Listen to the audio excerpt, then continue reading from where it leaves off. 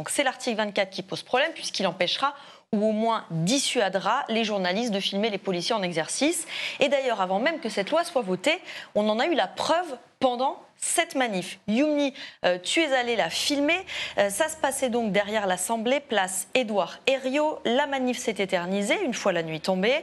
Puis les manifestants ont voulu improviser un cortège sur le boulevard Saint-Germain. La police les en a empêchés.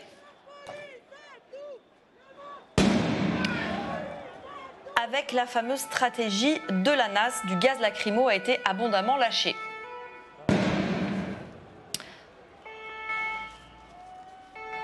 Alors, bref, comme on dit, ça a dégénéré. Et ça, quoi qu'on en pense, ce sont des infos qu'on doit être en mesure de pouvoir filmer. Donc, des journalistes, sans doute aussi des citoyens, étaient sur place, venus faire leur travail. Mais hier, comme si certains policiers, déjà galvanisés par cette future loi qui va les protéger, appliquaient déjà cette future interdiction de filmer. Démonstration en 3 étapes. D'abord, il y a eu des intimidations verbales. Sur ces images, on entend un drôle d'avertissement. Les journalistes qui ont une carte officielle, je vous demande de la présenter et de partir. Maintenant, on a pour ordre d'interpeller. Si vous êtes dedans, on vous interpelle également.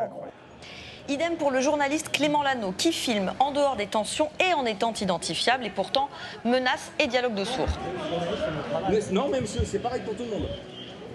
C'est pareil pour tout le monde, c'est la loi. Du coup, vous voulez que je fasse quoi là concrètement? Ben, vous quittez l'endroit.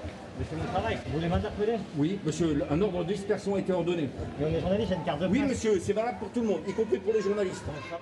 Ensuite, deuxième étape, classique mais toujours choquant, une entrave physique. Ici, le reporter Simon Louvet, violemment dégagé par les policiers alors qu'il faisait son travail.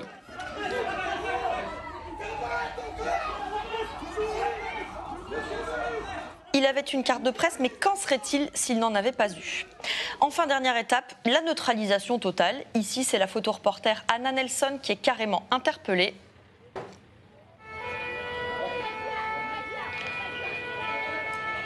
Que photographiait-elle? Impossible de le savoir pour l'instant puisqu'elle a été placée en garde à vue pendant une vingtaine d'heures. Elle est sortie de sa garde à vue avec un rappel à l'ordre pour attroupement après sommation, qui est une autre façon de dire je fais mon travail en prenant des photos.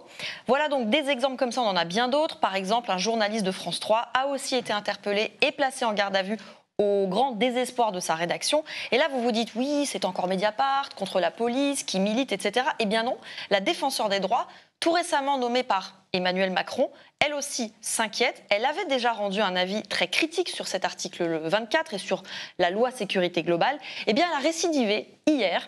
La défenseure des droits explique dans 11 pages très argumentées pourquoi plusieurs articles de cette loi posent problème pour la démocratie et en particulier sur l'article 24, elle estime que l'infraction prévue par cette proposition de loi n'est pas nécessaire à la protection des policiers. Elle porte atteinte de manière disproportionnée à la liberté d'expression et crée des obstacles au contrôle de leur action. Elle ajoute « Les temps difficiles où le contexte ne saurait en rien justifier l'atteinte aux libertés fondamentales que porte ce texte, difficile de la contredire. » Et pour rappel, et pour paraphraser un grand penseur de Mediapart dont les haïkus peuplent les murs de la rédac, le droit à l'information n'est pas un privilège des journalistes, c'est un droit des citoyens.